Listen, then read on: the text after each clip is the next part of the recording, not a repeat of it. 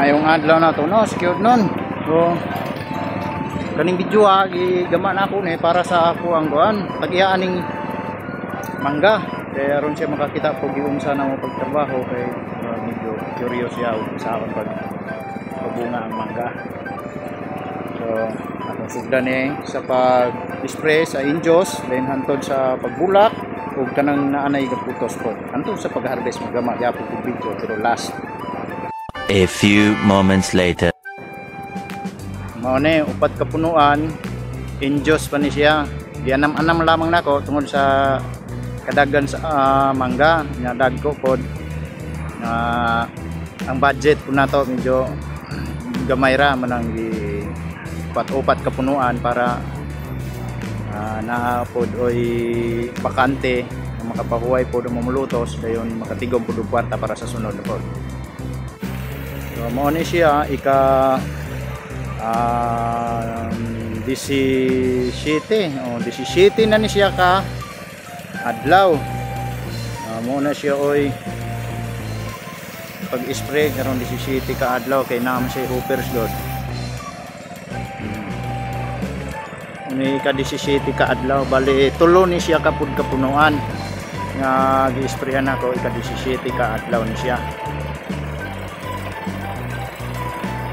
Tulo ka punuan.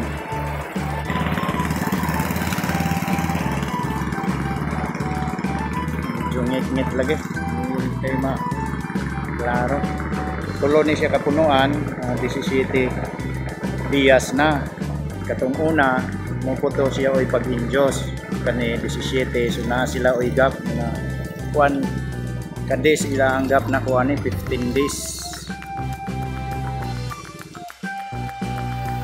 Ayon kani siya mo ni siya ika 55 ka adlaw. So mga katapusan guro sa September or dito pa din mga October mga tunga-tunga mo po ni siya oy ma-harvest.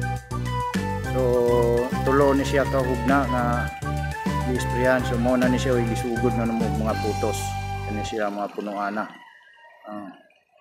Kanira siya oy daghan bunga ug katong tuwa. Bali unom ni siya kapunuan nga giputos nagsugod pero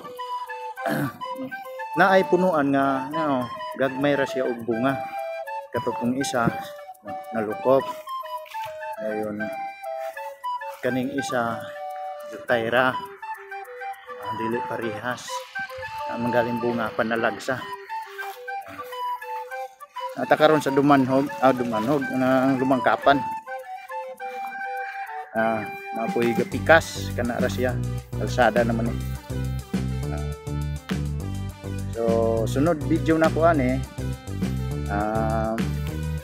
mag-harvest na siguro kanang mag-harvest na pero makakita po ng tagiya o ga-harvestay na.